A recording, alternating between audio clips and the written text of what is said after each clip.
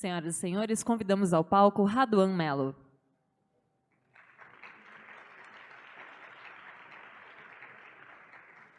Bom dia a todos. Eu vim aqui só dar um recado a vocês, na verdade é uma informação. A gente, sempre quando tem palestra do Fernando Urit, palestra do Hélio, a gente sempre fica se perguntando como colocar isso em prática, né? Como trazer isso para a realidade, como fazer realmente que a escola austríaca não seja apenas um ensaio teórico, mas seja realmente um ensaio prático do que a gente pode fazer, principalmente no campo de investimentos, tá? Pensando nisso e trazendo essa pegada do Instituto Mises de fazer a liberdade, de não apenas promover a liberdade ou apoiar a liberdade, mas que a gente possa ser realmente um agente que faz a liberdade, a gente está cada vez mais trazendo cursos e acompanhamentos práticos do dia a dia para vocês. Então, eu queria informar vocês que a gente hoje está fazendo o lançamento da nossa mentoria, uma mentoria que ela é capitaneada pelo Hélio Beltrão, mas tem o apoio de toda a equipe do Mises Brasil, inclusive do Fernando Urit, que ela traz todo o conhecimento da escola austríaca aplicado ao mercado financeiro, aplicado aos investimentos, aplicado à economia real. Então, a gente está realmente montando uma turma de cerca de 15, 20 pessoas, é realmente um grupo seleto, não é um beabá de investimentos, mas realmente a teoria austríaca aplicada ao dia a dia. Então, a gente faz o convite a vocês. Essa mentoria dura 3 meses, e nesses 3 meses ela possui 6 encontros online. Além disso, tem um momento de abertura presencial, um jantar com a presença do Hélio e um jantar de encerramento também com a presença do Hélio. Essa mentoria tem um investimento de R$10 mil. Para vocês que estão aqui hoje, a gente está fazendo por 7 mil, em uma mais duas. Lá fora tem a Beatriz, procura ela na loja. Somente hoje a gente vai realmente fazer esse valor para vocês. Já tem uma demanda boa, a gente está realmente só fechando a turma da primeira mentoria de 2019.1. Normalmente a gente faz apenas 2 durante o ano todo, que é um acompanhamento mais seleto, é um grupo mais próximo, para a gente realmente trazer a escola austríaca para o dia a dia dos investimentos. Então, tudo que vocês viram o Hélio falar ontem, tudo que viram o Fernando falar hoje, o Guedini falar ontem, então todo esse conhecimento, a gente realmente trazer ele para a prática dos investidores, para a prática do que acontece. Perfeito? Muitíssimo obrigado. Procura a Beatriz lá fora na lojinha, tá? Um abraço.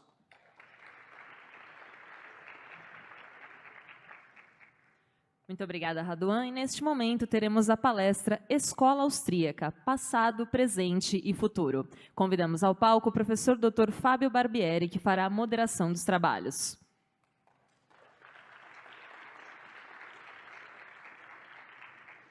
E convidamos também os palestrantes, professor Dr. Anthony Miller, da Universidade Federal de Sergipe,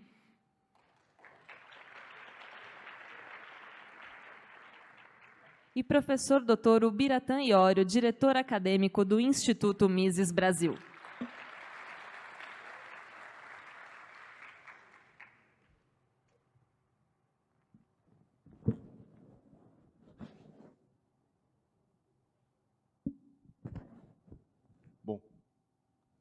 Bom dia, pessoal.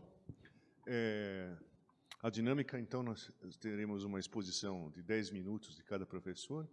O tema Escola Austríaca, Passado, Presente e Futuro, parece o conto do Charles Dickens, lembra? O fantasma dos natais passados, presentes e futuros. Então, nós vamos começar em ordem alfabética. Primeiro o professor Anthony Miller vai falar sobre a sua perspectiva. Depois eu e o Biratã, que sempre fica o último na chamada na escola, né? na prova oral, termina a exposição. Depois a gente passa para a conversa. Nossa. Então, professor.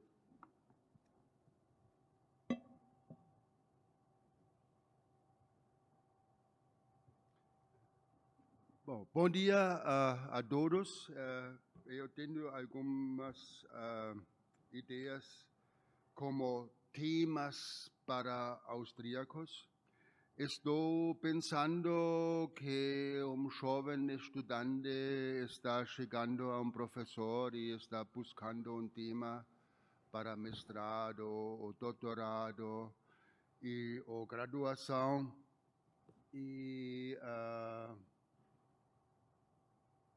aqui é quase uma lista que pensei, porque frequentemente faltam ideias e dizem, eles fazem que o professor está sugerindo, mas você pode tomar a iniciativa. E assim eu fiz uma compilação de algumas ideias que talvez encontram seu interesse. Também para contribuição em tipo de jornais ou pequenos trabalhos. E eu acho sempre tem mercado neste sentido, uma ressonância de estes temas. Ponto que sempre chega na minha experiência também nas aulas, né? São os mitos, os grandes mitos da história econômica, né? E quando você escolhe tema da história, você tem uma vantagem, porque diferente da atualidade, quando você tem tema da atualidade, você está sempre correndo, porque sempre tem novas informações. Se você escolhe tema mais da história, você está quase tranquilo, você pode pegar a literatura e trabalhar.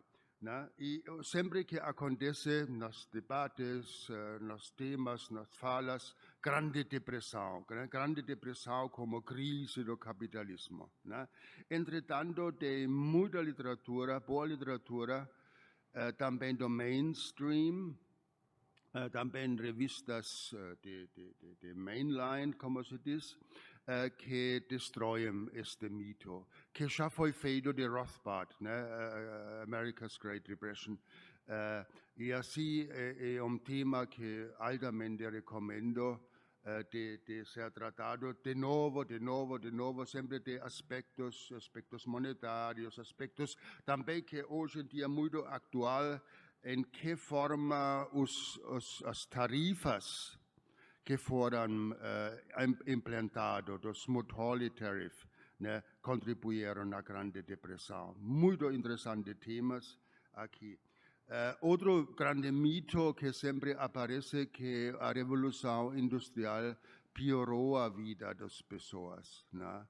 E também tem dados, entretanto, que mostram que não é o caso. Por exemplo, Marx e Engels, né, particularmente, né, eles usavam o relatório do Parlamento britânico, que foi sob a autoridade dos velhos donos da terra, que odeiam os industrialistas. Né? Assim, totalmente falsas reportagens. Né? E hoje em dia também tem boa literatura sobre este.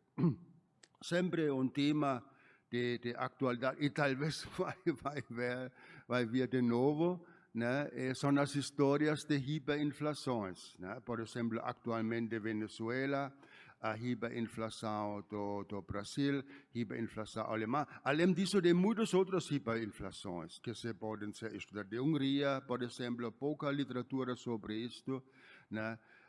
E realmente mostrar que foram as causas e destruir estas ideias de inflação inercial e choques, etc. Né? Sobre a difusão do capitalismo, super interessante, como o capitalismo faz raízes em diferentes países. Yeah. E claramente tema de alta relevância e atrai muito interesse, né? Se os austríacos falam sobre igualdade e desigualdade, né? E destruindo os mitos. Né? Por exemplo, simplesmente fazer cálculos e mostrar que massa temos para distribuir se queríamos. Né? Se realmente expropriamos realmente os super ricos, os bilionários, que fica para cada pessoa. Né? E eu fiz várias vezes na minha aula, e eles sempre estavam com surpresa, tal pouco para cada um. Né? Porque nos países, especialmente mais ricos, a imensa massa de riqueza é na classe média. Segundo, corrigir as teorias falsas, né? Assim, quase campo teórico, né? E não se pode parar de revelar os falácias do Marx. Vale de estudar, vale de destruir os mitos. E eu vou dar uma dica, né? Quase ninguém dos chamados aspas marxistas, no mínimo que eu conheci no Brasil, leu o volume 3 do Capital. E no volume 3 do Capital, né, você encontra todas as dúvidas que Marx tinha sobre sua teoria. Né? É muito interessante ler. Assim você pega Marx, cita ele, talvez primeiro sem revelar que é de Marx, né? Ele te dúvida sobre a queda secular da taxa de lucro, etc. Tem 6, 7 argumentos que talvez podem trabalhar contra esta tese central do marxismo, né? Assim campo muito fértil para austríacos de destruir esta teoria. Claramente os erros de Keynes, de grandes obras já dos austríacos sobre isto, né? De textos que analisam quase cada página da obra do Keynes, né? E mostram as contradições, etc. Né? Claramente sempre uma atualidade é o ciclo de negócios, teoria da moeda de juros, como atualmente é o caso, sempre atrai atenções.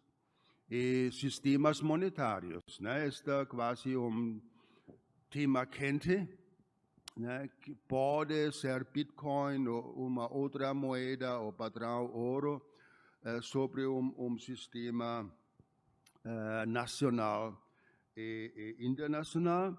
E o que precisamos fazer sistematicamente é contribuir para as mídias de massa, como jornais, etc., mas também cada com seu blog ou YouTube, etc. É gigantesco mercado e para mim sempre uma surpresa, mesmo se faço coisas bem chatas, bem acadêmicos, né, de milhares de visitas que são difíceis de obter numa outra forma, e especificamente para a jovem geração.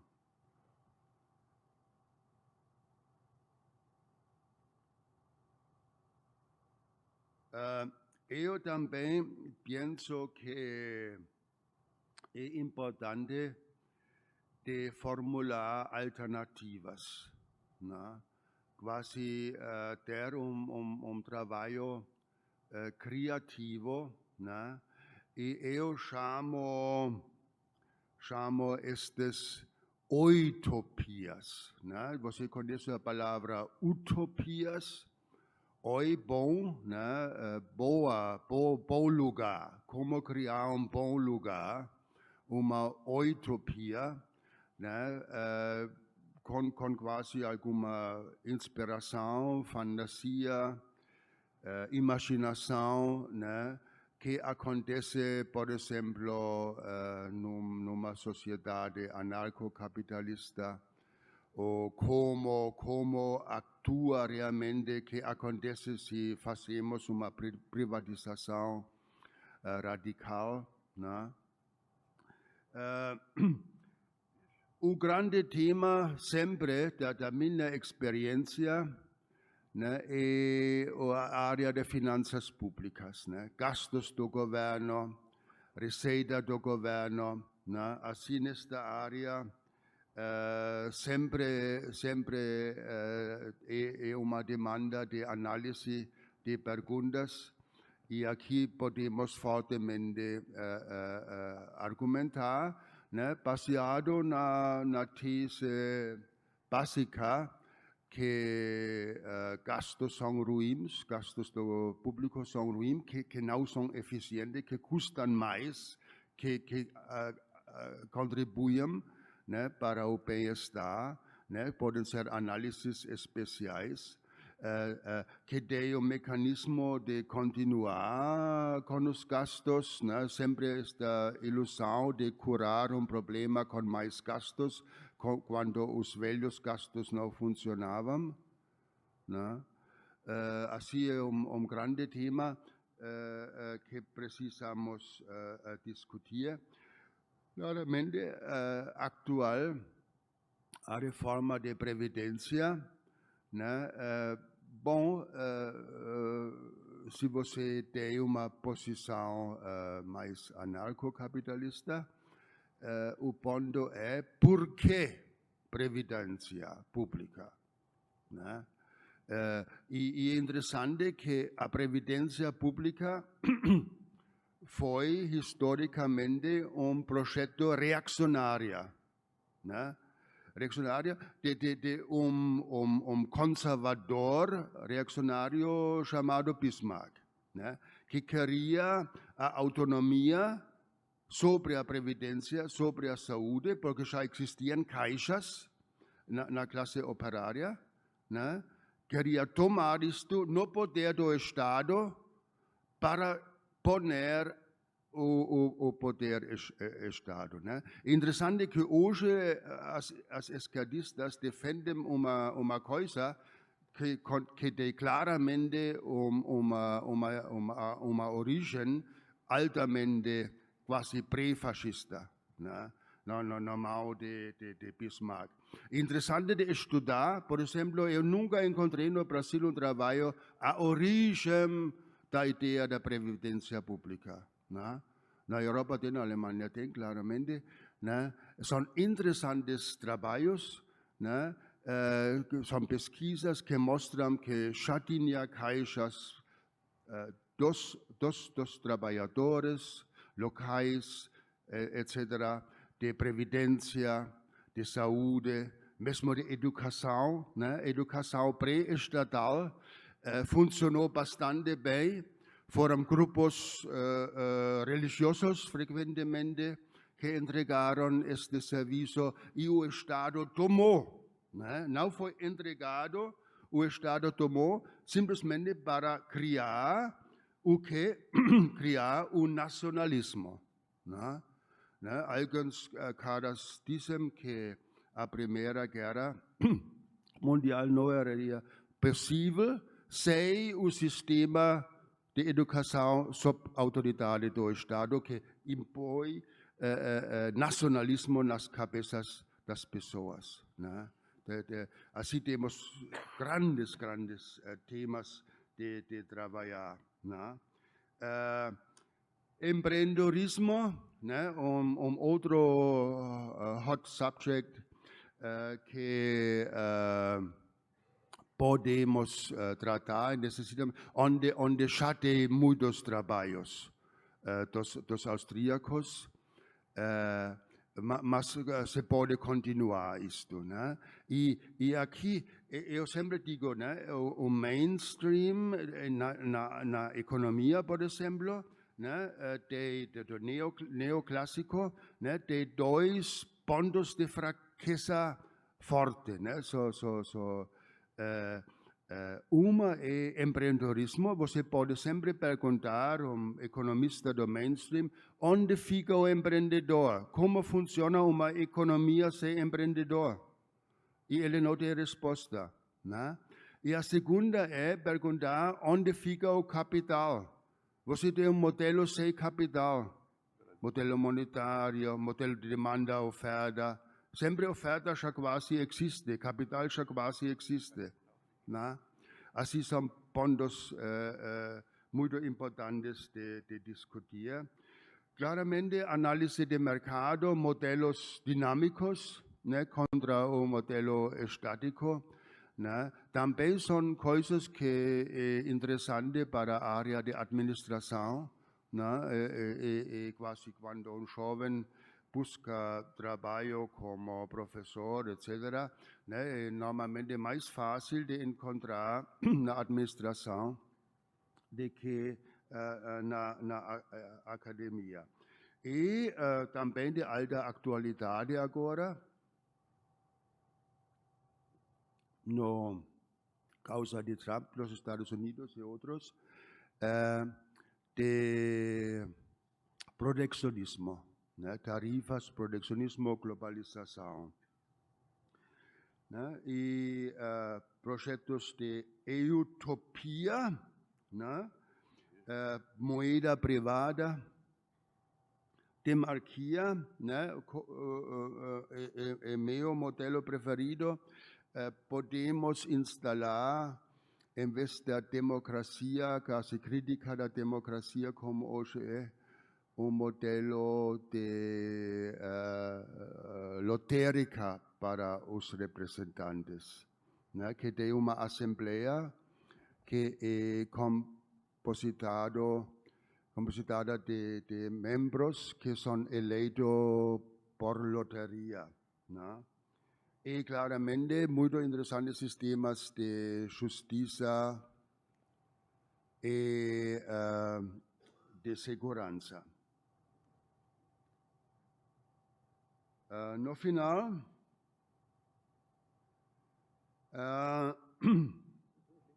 eu acho a escola austríaca tem um grande futuro, né?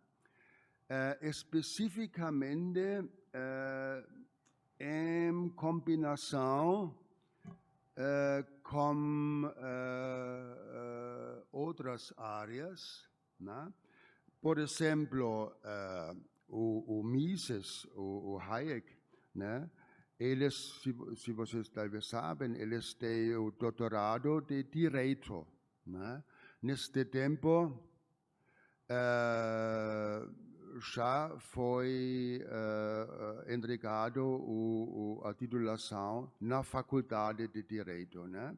E isto ainda é uma grande área. Outro como também na Inglaterra, de vários programas de Philosophy, Politics and Economics. E todo este programa é representado hoje em dia, acho exatamente que precisamos fazer esta interdisciplinaridade e outros, né, na revista Mises. Obrigado.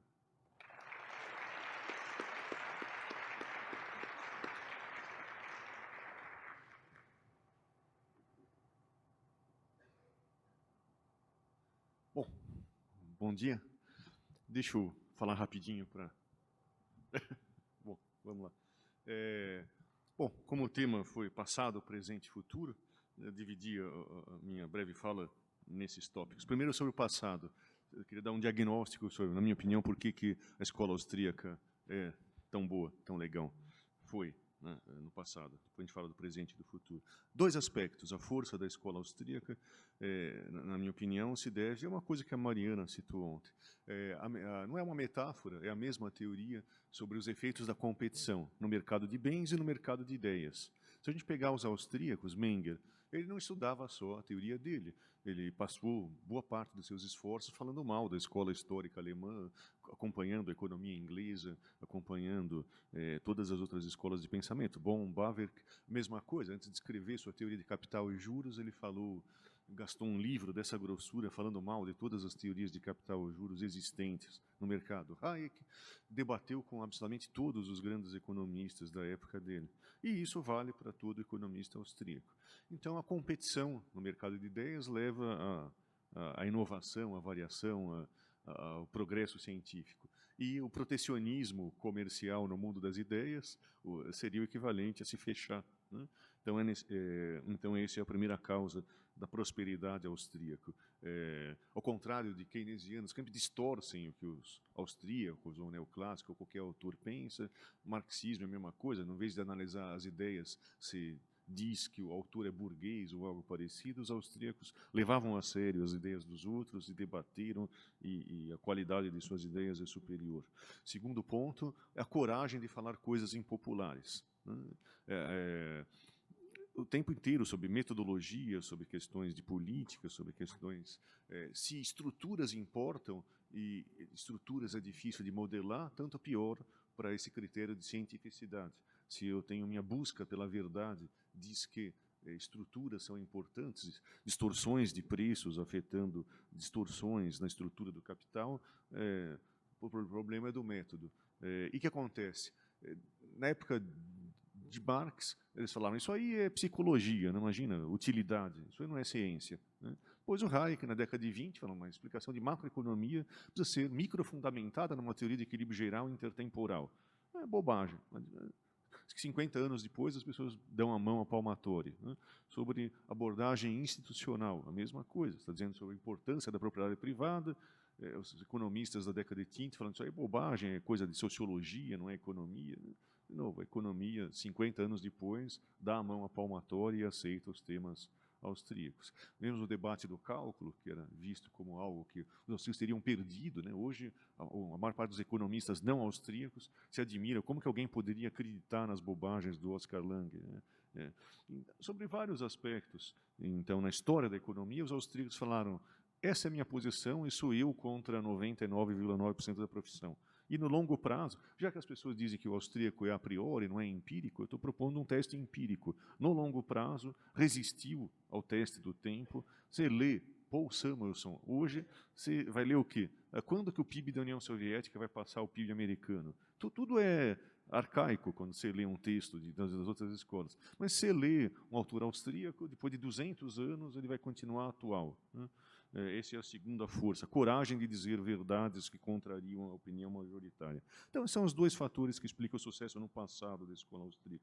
Sobre o presente, nós temos a teoria, o que se fala já desde o ressurgimento da escola austríaca, na década de 70, já para 80, o que é necessário agora é utilizar a teoria, é fazer trabalho aplicado, fazer o que anteontem, né? Por exemplo, o pessoal do centro aqui do Mackenzie se pretende a falar, vamos analisar o crescimento do Estado e a sua contração, usando a teoria de intervencionismo. Vamos interpretar, o professor Anthony Miller sugeriu, tudo que ele falou vai nessa linha. Nós precisamos interpretar o mundo à luz da teoria austríaca, fazer história econômica. História econômica é a área que mais precisa de revisionismo, ainda baseado numa visão de mundo marxista, com essas categorias analíticas ultrapassadas. A gente precisa reescrever história, fazer novos trabalhos sobre não só a Grande Depressão, mas sobre qualquer coisa, né? Usando um referencial econômico.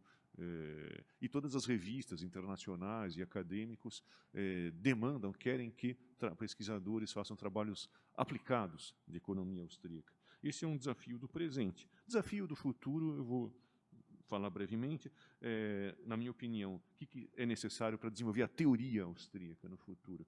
Os austríacos são conhecidos pelo subjetivismo, pelo aspecto subjetivo. Mas eu defendo, num artigo na nossa própria revista, que o que é bom dos austríacos... Garrison tem um artigo que fala economia austríaca é meio termo entre equilíbrio sempre e equilíbrio nunca. Você tem que aliar dois aspectos, o subjetivismo e a realidade subjacente, que é complexa. Se tiver só o subjetivismo, você pode cair num pós-keynesianismo. O problema é que você precisa combinar com os russos, né?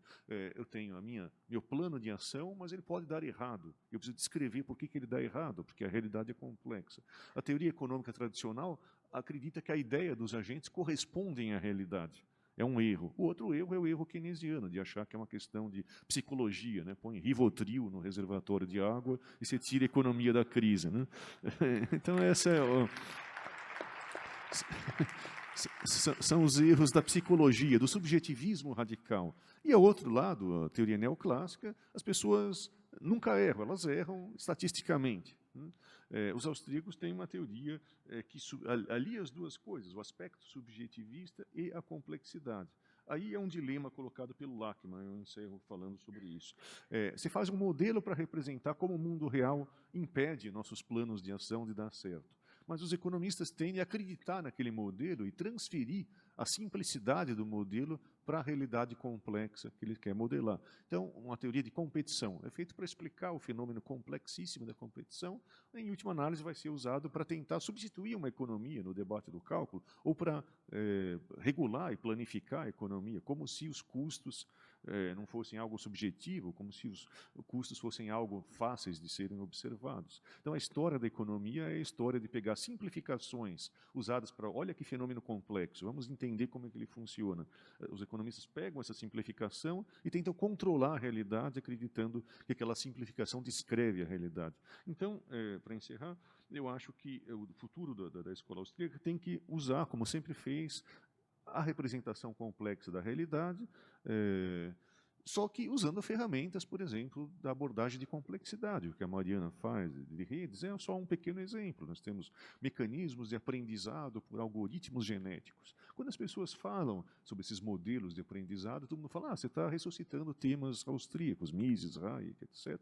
Então, a gente precisa, aliando com a primeira fala minha, a gente não pode deixar isso na mão dos outros. A gente precisa engajar no debate e pegar essa abordagem de complexidade e falar, isso é nosso, é austríaco. Vamos participar desse debate e infundir subjetivismo nesses modelos evolucionários que descrevem processos de mercado, né? Por isso, a gente precisa convidar as pessoas a participar do debate intelectual e aquela força no passado que os austríacos tinham, que realizaram coisas muito importantes, a gente pode chegar e falar, viu, eu tinha razão, a gente continua isso, porque a gente está do lado da descrição de como funciona, afinal a liberdade funciona e a não liberdade não funciona, né? Então a gente tem do nosso lado a causa correta. Se a gente participar do debate, a gente continua ganhando, né? Então essas são as breves observações sobre o passado, o presente e o futuro. O passado, competição deu certo, presente a gente precisa aplicar a teoria, futuro a gente precisa se engajar mais nas abordagens complementares e criticar as abordagens rivais,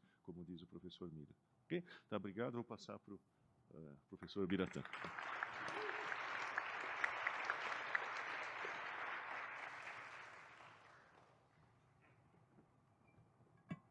Bom dia para todo mundo.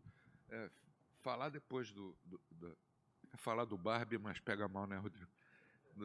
Depois do Barbieri é complicado, como também é falar depois do professor Miller. E, além disso, a gente tem uma restrição de tempo, então eu vou me fixar só em um ponto que eu acho que é uma das nossas fraquezas, nossas aí no sentido da escola austríaca. Muita gente, há bastante tempo, muitos alunos, principalmente, me perguntavam ou me pediam sugestão de uma bibliografia sobre economia internacional austríaca.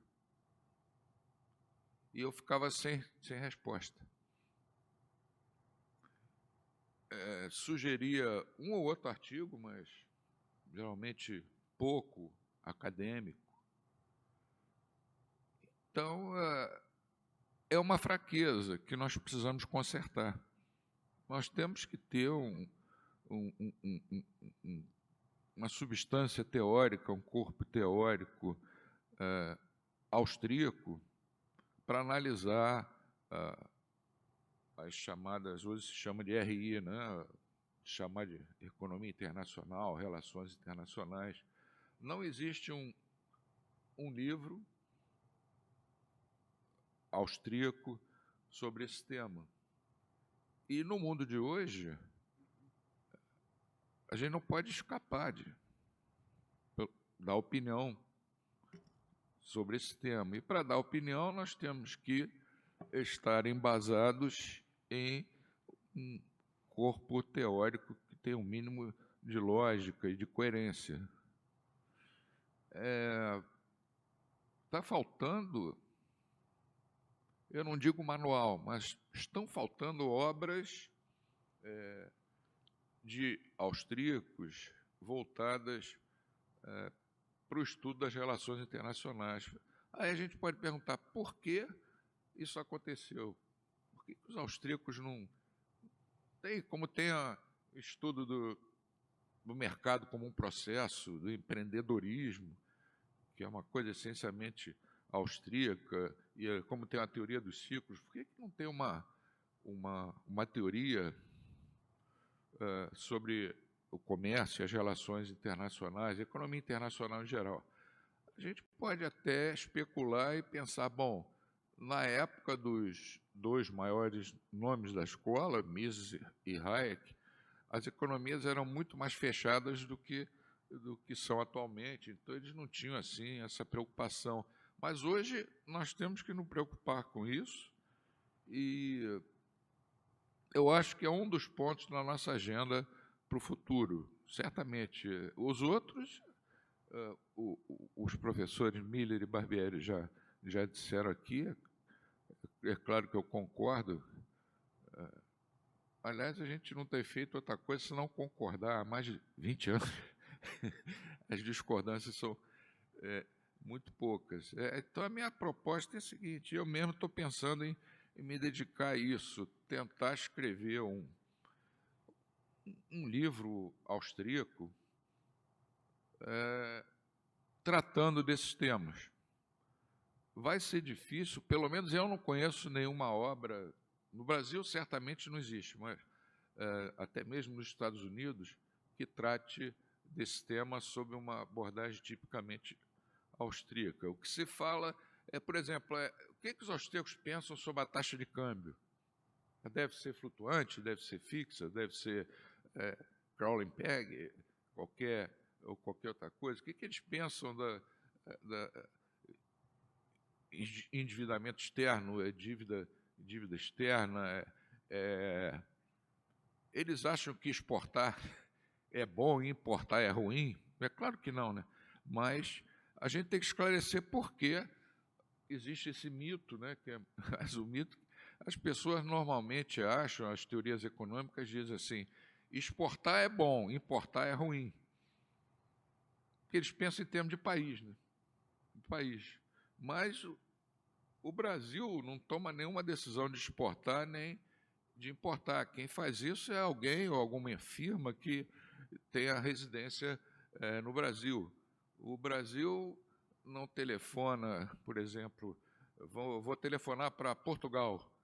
Aí não vai atender do outro lado da linha um sujeito de bigode com a camisa do Vasco. Quem vai atender é um português ou uma portuguesa e vai conversar com um brasileiro ou alguém que more no Brasil. E você afirmar que exportar é bom para o país e importar é ruim é a mesma coisa que dizer, olha, vender é melhor do que comprar. Não existe uma bobagem maior do que essa.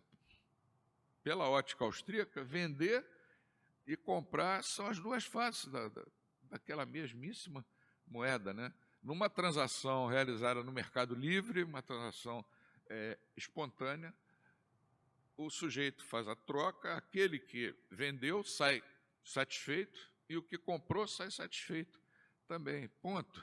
Agora, como levar essas coisas todas para o âmbito das relações internacionais, da economia internacional, esse eu acho que é o desafio. Eu vou ficar por aqui para a gente ter mais tempo para conversar aí, tá? Obrigado a vocês.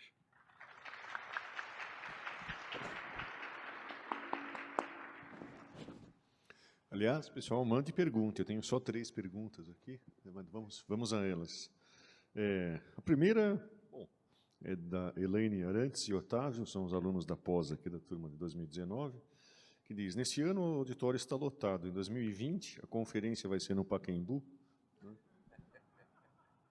Minha única observação a respeito é que talvez chova, né? Esse é o problema. Mas alguém quer comentar sobre o crescimento da escola austríaca no Brasil? Eu posso até acrescentar outra pergunta. Vai ter o pastel na conferência? Pastel do Pacaembu?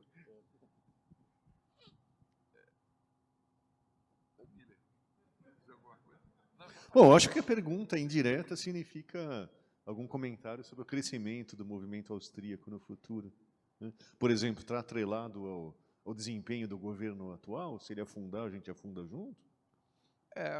Existe esse risco, né? Existe esse risco. Se o governo afundar, está vendo? O neoliberalismo não deu certo. Temos que ter uma solução pelo centro.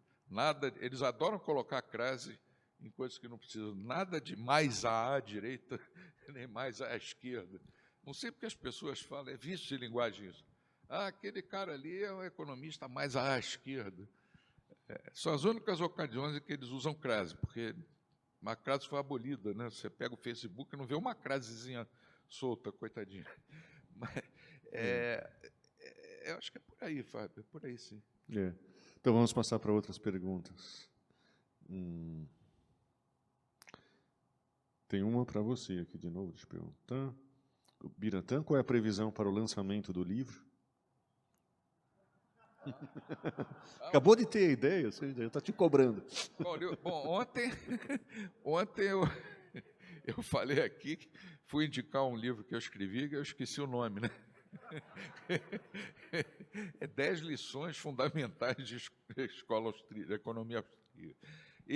Agora, essa pergunta não tem nem nome ainda, nem comecei a escrever. Foi só uma ideia que surgiu, né? E vou confessar a vocês, surgiu ali na hora que ele estava falando. Eu comecei a falar, me empolguei, falei, esse cara é bom.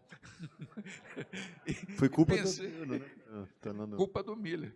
E pensei nessa possibilidade. Agora, as próximas etapas vão ser catar toda a bibliografia que eu encontrar, depois pensar um pouco e escrever. Depois procurar a editora LVM e tentar convencer o conselho, está ali o Rodrigo, a editar mais um livro. Se vocês aprovarem, você vai escrever o prefácio. Bom, tem uma pergunta que a gente pode direcionar para o professor Miller, talvez? Pergunta de Augusto Araújo, que diz que o Roberto Campos escreveu nos anos 90 que o colapso do socialismo não foi um acidente histórico, era algo que se poderia adivinhar que ia acontecer, né? As barbaridades de Stalin, Mao Tse-tung, etc. Era algo cientificamente previsível.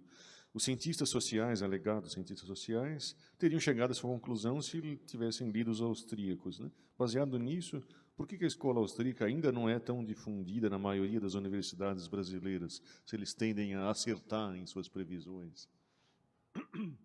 É uma pergunta interessante que eu mesmo me pergunto.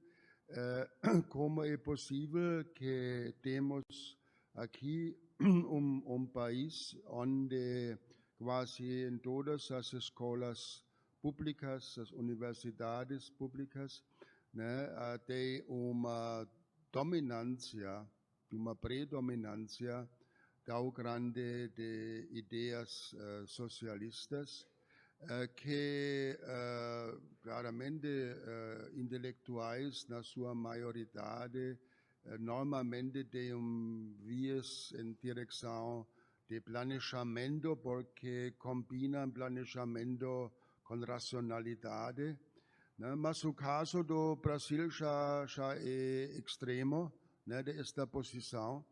E tem vários modelos, né, que dizem que tem uma massa crítica, e esta massa crítica, né, está obtida, né, todo o sistema cai para um lado. E isto eu acho que aconteceu no Brasil, né, que tempo na história, talvez pouco tempo depois da ditadura, chegou esta massa crítica de esquerdistas, e desde este tempo quase dominavam o sistema, e agora é o caminho para volta, uma grande oportunidade que precisamos utilizar, né, de posicionar uma alternativa, porque, como eu noto, a demanda é aqui.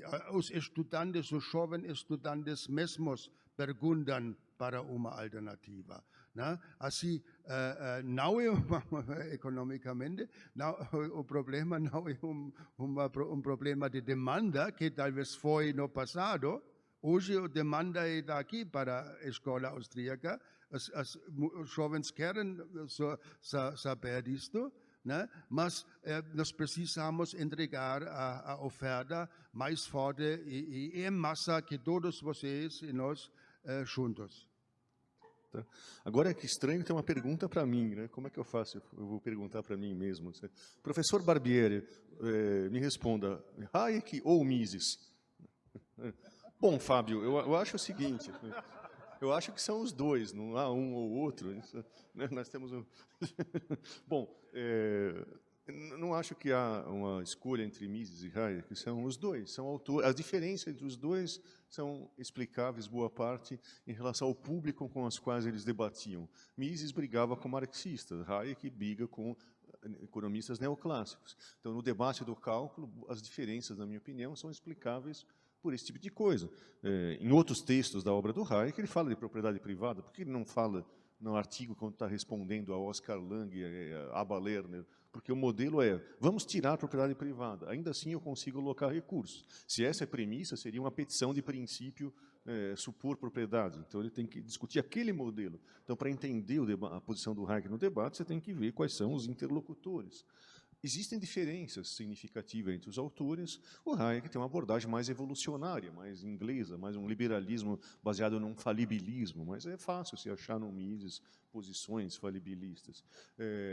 Mas você pode encontrar algo mais, um papel maior para um racionalismo no Mises e um racionalismo de outra natureza, mais evolucionário, mais popperiano, mais tentativa e erro, mais eu não sei quais são as instituições corretas do futuro para o Hayek. Isso é uma diferença, mas sobre pontos teóricos não acho que haja uma diferença significativa. Como historiador das ideias, existem, claro, diferenças simplesmente pelo fato que eles eram autores de gerações diferentes. Né? Então, você vai discutir temas algo diferentes. Então, eu não acredito que seja um ou outro, acho que são os dois. Né? O professor Biratã, acho que concorda com isso. Né? Bom, essa é uma pergunta, a gente pode conversar sobre isso. Nós prometemos um texto que nunca falamos sobre isso. Tem uma sobre Fluminense aqui, deixa eu ler. Como o Fluminense pode tornar-se financeiramente saudável com a aplicação dos ensinamentos austríacos? Existe alguma previsão praxeológica sobre o jogo contra o Botafogo?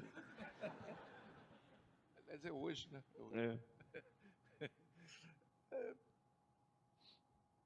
Tem que usar a escola austríaca, né? Se não precisasse usar a escola austríaca, eu diria, fora Abad, que é o presidente. Usando a escola austríaca, não é só o Fluminense, todos os clubes brasileiros, eu acredito que tem que se libertar. Não é bem do Estado, mas é alguma coisa que representa o Estado. É a ditadura das federações estaduais, né? E da CBF. Eles têm que partir para o empreendedorismo, como já existe na Europa, por exemplo. Né? É por aí. Os clubes precisam se transformar em empresas e cada clube depois que se vire, que exista competição. Se nessa competição o Fluminense tiver que desaparecer, eu vou lamentar, assim como todas as pessoas inteligentes do Brasil também vão, mas acabou, perdeu. Se o Fortaleza lá do Rodrigo ultrapassar em número de torcedores a soma de Corinthians, Flamengo, Grêmio, Atlético, tudo bem, parabéns para ele. É isso, é uma competição que não existe. O que acontece hoje? A Globo faz o papel do Estado, né?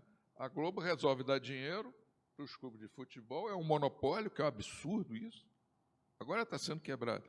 Aí ela pega, dá um caminhão de dinheiro para o clube que ela gosta mais. Eu não vou nem dizer aqui o nome, porque todos sabem, aquele clube de remo, né, que fica na Lagoa Rodrigo de Freitas, que é vermelho e preto, e que é claro que eu respeito, mas por que ele tem que ganhar 60% do dinheiro da Globo? Porque tem torcedor, mas a soma dos torcedores dos outros clubes é muito maior do que a torcida deles. Por que tem que dar mais dinheiro para o Corinthians que para o Palmeiras, ou vice-versa? Tem que haver competição, é por aí. Mas o caso do Fluminense não é só isso, não. Tem algumas coisas lá dentro que eu prefiro nem dizer. Mas nós vamos melhorar. Esse ano vamos conquistar tudo. Bom, depois de mimimi de time pequeno, vamos para uma pergunta mais séria. Tem várias perguntas, vou condensá-la numa só. Tem várias pessoas, depois de ouvir que os temas são empolgantes, dizem que querem fazer faculdades e cursos de natureza austríaca. Pergunto se tem alguma faculdade, tem uma pergunta direcionada a ti de novo, se tem algum curso austríaco no Brasil. Deve ser a minha história, deve ser igual à história de nós três. Nós sempre estudamos coisas que a gente não gostava de estudar. E sempre foi algo, uma atividade secreta, subversiva, estudar os austríacos. Tem um aspecto bom nisso, né? Porque durante o mestrado e doutorado eu fui treinado a entender as teorias rivais, né? Fazer um curso só austríaco seria ruim nesse sentido, já que eu estou lá num curso sem austríaco. Tem dada a internet, tem uma abertura maior, mas não existe, e não vai existir até nós criarmos o curso, né, que é um projeto de longo prazo. Agora tem a nossa pós-graduação, né, que estuda temas austríacos, mas as perguntas são voltadas para uma graduação eu vou ver temas austríacos? Não, você não vai ver nenhum tema austríaco, mas foi assim que eu estudei, né? Estudando todas as outras teorias nos cursos oficiais, estudando os austríacos à noite, numa caverna com luz, assim, de um archote, assim, como uma atividade clandestina. Né? E deixou de ser clandestina. Né? 15 anos atrás, eu não orientava ninguém em temas austríacos. Né? Só aqui eu estou vendo várias pessoas que fizeram monografias, estão apresentando papers, estão concorrendo. Então, é possível, hoje em dia, quebrou-se esse monopólio. Né? Eu acho que dá para fazer... Professor, fala. Eu acho que não digo solução, mas pode melhorar bem essa situação, se nós, eu digo vocês, se pretende se dedicar, quem quer se dedicar à vida acadêmica, entrar para uma universidade como professor e fazer algo parecido com o que eu consegui fazer lá na UERJ desde o início dos anos 90. Eu consegui criar, lá tem, em todas as universidades tem isso, né, disciplinas eletivas, assim, tópicos especiais em teoria econômica, tópicos especiais em economia internacional. Aí eu coloquei nessas cadeiras, eu não podia ter o nome da disciplina não podia ser Escola Austríaca, então era tópicos especiais em teoria econômica. Eu dava só Escola Austríaca,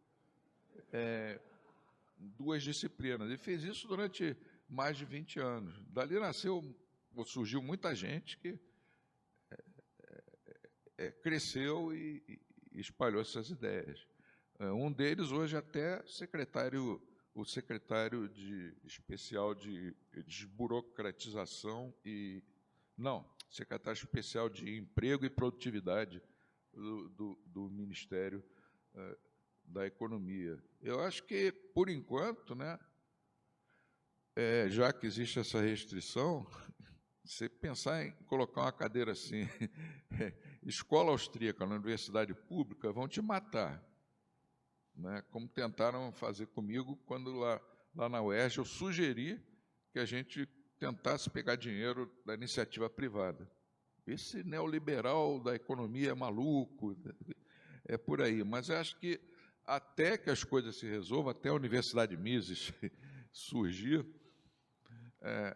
é isso que o Fábio falou, a gente tem que saber as teorias rivais, não dá para dizer que o curso de economia convencional é inútil, longe de ser inútil, né? Mas a gente tem que entrar assim como os mineiros, comendo pelas beiras, cadeiras eletivas e mercado neles, né? Porque alguns colegas meus, dava para notar que eles ficavam assim um tanto insatisfeitos quando viam o número de inscritos nessas cadeiras eletivas que eu ministrava. Era 70 para cima. Eu tinha que limitar, às vezes, falei, não, mais do que 80 não dá.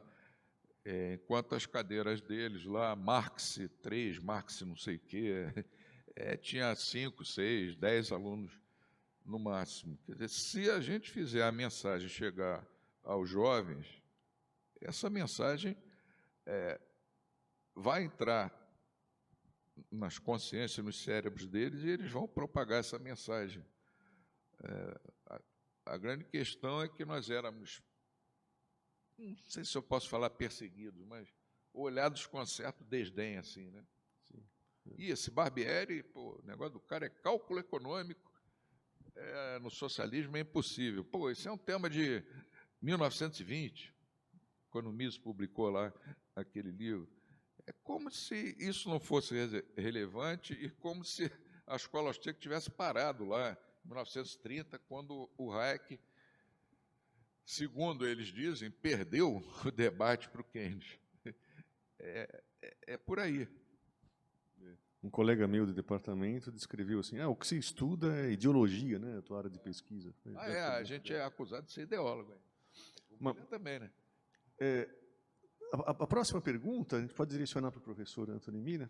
A pergunta que tem aqui é a seguinte, baseado na palestra anterior do Fernando, né, sobre a proximidade de uma crise econômica, a questão é se isso abre uma oportunidade para a expansão da escola austríaca. Só a minha opinião, para falar em um segundo, eu acho que não. Né? Sempre quando tem uma crise, se atribui aos livres mercados a culpa. Né?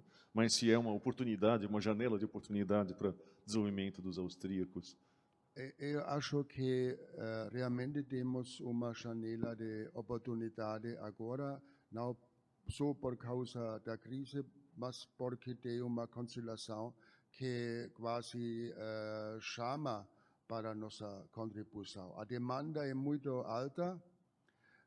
Eu recomendo que vocês, em suas faculdades, suas áreas de trabalho, podem iniciar grupos de estudos, de bons textos introdutórios para a escola austríaca.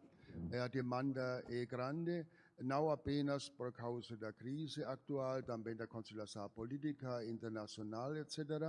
Né? E não é tão complicado de estudar na base da introdução à escola austríaca, porque realmente tem bons livros, 6 lições, livros de Ubiratan, os livros de Soto, etc.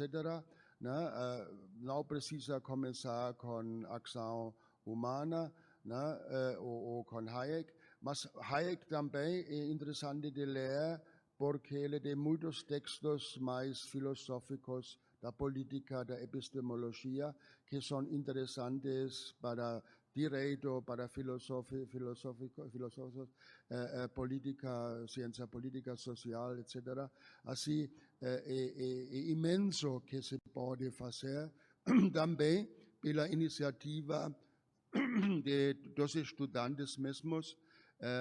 Não precisamos quase aulas oficiais. Por exemplo, no semestre passado fui convidado para Federal de Bahia, onde os estudantes queriam escola austríaca. E tinha um professor aí que não era austríaca, mas ensinou uma turma em tópicos especiais sobre a escola austríaca. Assim, tem muitas coisas a fazer. Se você pega hoje em dia no Brasil uma pequena iniciativa, você vai ter sucesso. Ok. Rodrigo se queixou aqui que a Universidade do Ceará tem um curso de economia austríaca, né? Oi? Tem uma disciplina de escola austríaca lá no Ceará. Eu também acabei de criar na FE uma matéria que tem assuntos austríacos, que vai ser assim, tópicos, escolas de pensamento econômico alternativas. Não é austríaco, mas eu vou falar para o daí tem os austríacos, claro. São 60 horas de aula, você dá 59 de austríaco e o resto. Alguém tem... Mas é por aí, infelizmente é por aí. Tem uma pergunta nessa direção, né, que diz que, bom, se privatizar as universidades aumentaria espaço para os austríacos. Por outro lado, nós 3 trabalhamos em faculdades públicas. Nós somos FUNSAs. Nós somos FUNSAs. Paradoxalmente, a faculdade menos regulada são as faculdades públicas. Tem menos gente lá dizendo o que deve ser feito. Uma faculdade privada é terrível, né? Tudo é regulado nos últimos detalhes. E o interesse sobre sistemas econômicos comparados não é uma coisa que agrada uma faculdade privada, que vai estar preocupado com finanças, com questões de macroeconomia de curto prazo. Né? Discutir sistemas econômicos comparados é uma discussão filosófica que surge na escola na universidade pública. Os austríacos todos eram Funsas, Menger, etc. Todos eles trabalhavam em faculdades. Nós temos até um artigo, nós três. Nós temos os três Site do mosqueteiros, acusados de ser, nós somos hipócritas. Nós criamos um artigo nos defendendo. Libertários que trabalham na empresa pública. Por que austríacos dão aula em universidade pública? Uma coisa assim. Eu acho que, mas eu não quero ter um papo de me queixar, coitadinho, não tem espaço. Tem espaço, com a internet isso está maravilhoso, a gente pode falar, a gente publica, tem a revista, né? Então alguém pergunta, como é que eu posso fazer para fazer pesquisa? Não tem uma grande conspiração marxista, do estilo, acabou o espaço para essas coisas, acabou o monopólio.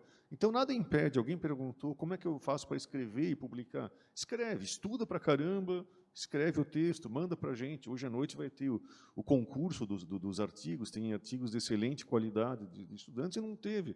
Vocês tiveram alguma perseguição para escrever esses artigos? Eles estão falando que não. Eles fizeram um artigo, ninguém na faculdade considera eles monstros, assim, porque escreveram coisas austríacas. Então, é só fazer o trabalho, nós estamos apaixonados, né? As pessoas das outras escolas ficam até meio enciumados com isso, né? Em cada faculdade tem um grupo de austríacos que vão fazer uma discussão de leitura de Bíblia da ação humana, né? Eles falam, tá vendo aquela seita, não sei o quê, mas tem aquela ponta de inveja que a gente... o cara fala, tem uma falha de mercado, vamos regular aqui. Não, os austríacos estão mostrando por que você está explicando os caras comprarem lagosta para fazer um negócio, e aquilo é igual um Luís XV, alguma coisa assim, é o mesmo escândalo. Então as pessoas se entusiasmam, porque aquilo explica como é que funciona o mundo. Então os alunos ficam entusiasmados por temas austríacos e causa ciúme, sim, nos professores das outras correntes de pensamento, mas eles perderam o monopólio, vive a internet, vive o nosso instituto, o L, tudo que nós temos aqui de oportunidade. Então é questão de ler, se apaixonar, pôr a mão na obra e escrever. Assim, acho que não tem nenhuma barreira mais à entrada. Claro, tem um colega que é neoclássico, né, só para encerrar com isso, ele começa o curso na faculdade, na USP, aqui em São Paulo, dizendo, aqui você vai aprender teoria econômica, logo você nunca vai trabalhar no governo, não, nunca vai ser ministro, nunca vai ser nada, aqui você vai aprender teoria econômica direitinho. Isso tem algumas coisas, se você quiser ficar rico, a gente brinca, né? O jeito de ficar rico na profissão é estudar a pobreza, né? Não é que daí você vai falar coisas que vai agradar governos, vai agradar empresários, etc. Mas os austríacos são os caras que são chatos, né? Eu tenho uma pergunta sobre isso, né? Nós somos os chatos, né? É a tarefa, é a obrigação do economista. Mises, eu esqueci qual é a frase, né? Que ele fala, mas faz referência a isso. O economista tem que ser aquele cara odiado pelo governo, né? pelos políticos. Você não é odiado pelos políticos, você não é... Tem outros economistas, eu não vou citar o nome, bem velhinho, né? Eu não sei se ele acredita no que ele fala, mas tudo que ele fala soa como música no ouvido de políticos, empresários estabelecidos, etc. Os austríacos não, eles são chatos. E se você é um bom economista, você vai ser odiado pela maioria, né?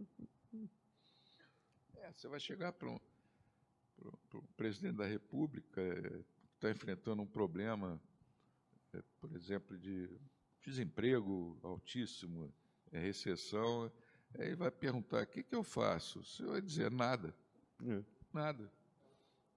As forças de mercado vão se ajustar, você vai ter uma recessão corretiva, por isso que o Hayek perdeu, entre aspas, o debate para o Keynes, né? Politicamente, o Hayek era um chato para o primeiro-ministro, para o rei da Inglaterra, para o presidente americano. Nós somos chatos. O governo, o que o político gosta? Gastar. O que nós não queremos permitir de jeito nenhum que ele gaste? Aí não dá certo, né? Não dá certo. Acho que a gente pode concluir com uma última pergunta que apareceu aqui. Dado o tamanho do rombo, o tamanho do estrago, é possível ainda escapar de um destino argentino?